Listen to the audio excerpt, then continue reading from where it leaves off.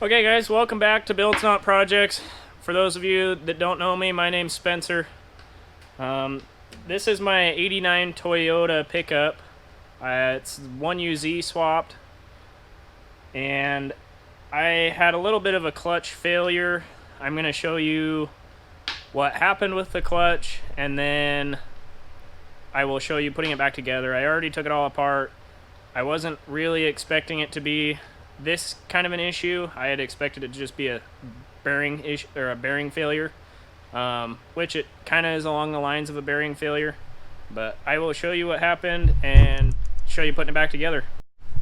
Okay, so this is a clutch that came out of my truck. It is an Exedy Stage 2 ceramic clutch. The issue with it still grabbed fine. It would not disengage correctly. It wouldn't disengage all the way, and then sometimes it wouldn't disengage at all. But as you can see around here, it's all kind of chewed up. The outside of the throwout bearing out on this surface was hitting the pressure plate. It was doing that because the center of the bearing was sliding through the hole. Let me see if I can show this. But it was sliding through the center. It was slipping through. So this center portion is the bearing, and it slides almost directly through the middle. It worked for a little over a year or so. It's not this drastic in the truck because the spring is compressed, and so the hole gets smaller in the middle. But as it wore, it was just barely touching out here on the ends where it's shiny. So then as the clutch wore a little bit, it would sometimes slip through the middle, and then it was rubbing on the outside edge. It didn't really make any noise. Every once in a while it would pop when I would push in the clutch. I had thought that this throwout bearing was probably bad, but the bearing itself is actually good. It was just, I think that the pressure plate wasn't quite designed correctly, but they have since, I got a hold of Exedy and they promptly took care of this issue. They said that this clutch plate had been discontinued, this exact pressure plate, but they did send me another kit. It's the same part number as before, so same part number kit. Let's open this up here. So another ceramic disc, and then the new pressure plate. So you can see that the old pressure plate to the new pressure plate, the center hole is much smaller on the new one. So you get, there's a large difference between the two. So they must have been having issues with that and discontinued that pressure plate, and now they have this pressure plate. So I'll put it all back together. I should have no more issues with this down the road. I would just like to give a big thanks to Exedy. I am not sponsored by them at all. They just have very good customer service and had a new clutch sitting at my door within a few days of getting a hold of them about this issue.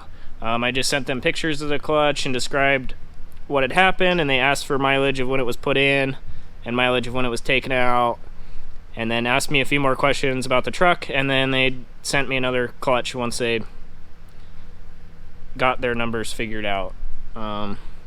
This is a very good clutch. I've really enjoyed this clutch in this truck. It handles the power perfectly. No issues with it other than that pressure plate not being quite right. So now I'll put you guys on time lapse and show putting it back together.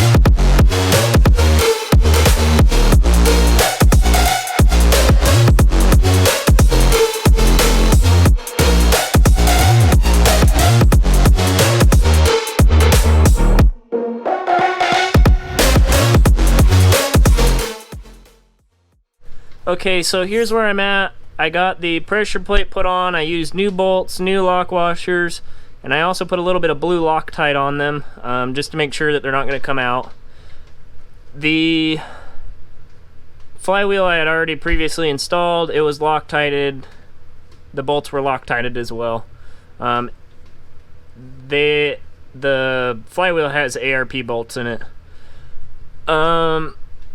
Next, I'm going to put a little bit of lube on the dowel pins. I usually use either anti-seize or a brake grease. This time I'm going to use brake grease because that's what I have at home right now. So, I'm going to use some brake grease for that. Lube those up, makes it come apart easier next time, makes it go together easier this time. And then over here, I've got the throwout bearing installed. A little bit of grease on the shaft that the throwout bearing goes on to make sure it slides easy. And then use the grease that is supplied with the clutch kit on the splines, if it'll focus. There we go. Basically, it's kind of similar to a brake grease. It's a high temperature, high pressure. It's usually a pretty sticky grease. It goes on the splines to keep the friction disc sliding well. If you got to make sure that the splines are really clean, no debris. If there's any sort of debris or buildup on them, it can cause the clutch to not disengage correctly. So got to be super clean. Grease it up. You don't use too much. That's why they send you just a little squeeze tube. Just put that grease on there. If you put more grease on it than that, it can end up getting into the friction disc and the pressure plate, and it can cause it to slip. So you don't want that to happen. Just use the grease that they give you. And then now we're gonna go on to putting the transmission back in the truck.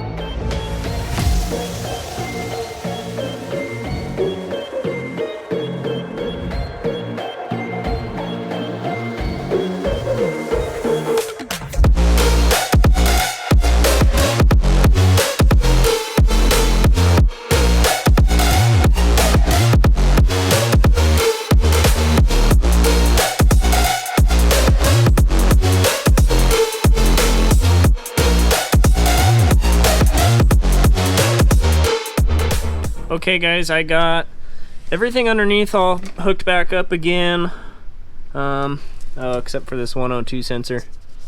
Plug it back in.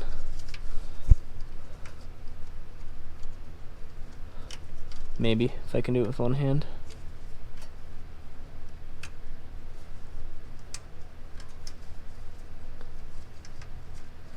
Maybe.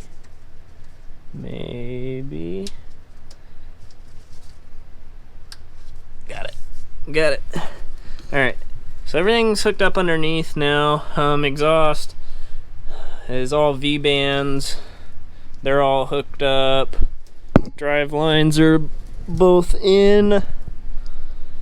Cross members in. So back up to the top. Gotta put the interior back together now.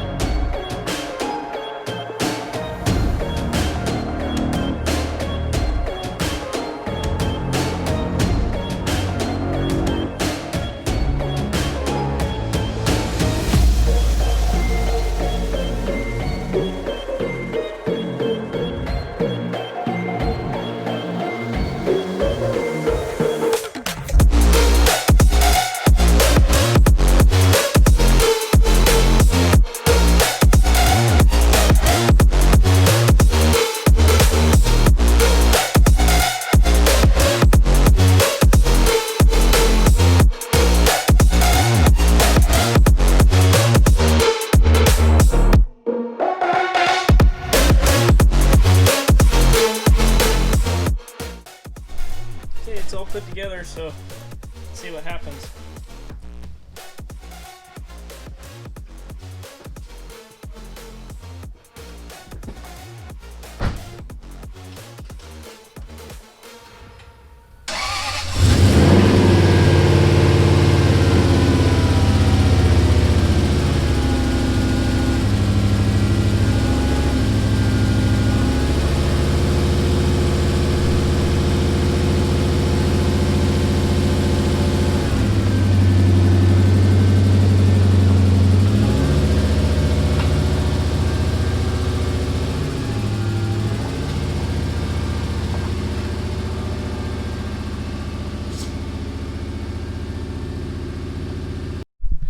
Okay guys, so it's been about a week since I put the clutch in, and 100 and something miles later, and the clutch is still doing great. Just gotta keep driving it. There's a 750 mile break-in period on the clutch, so once that's done, it'll be completely good to go again.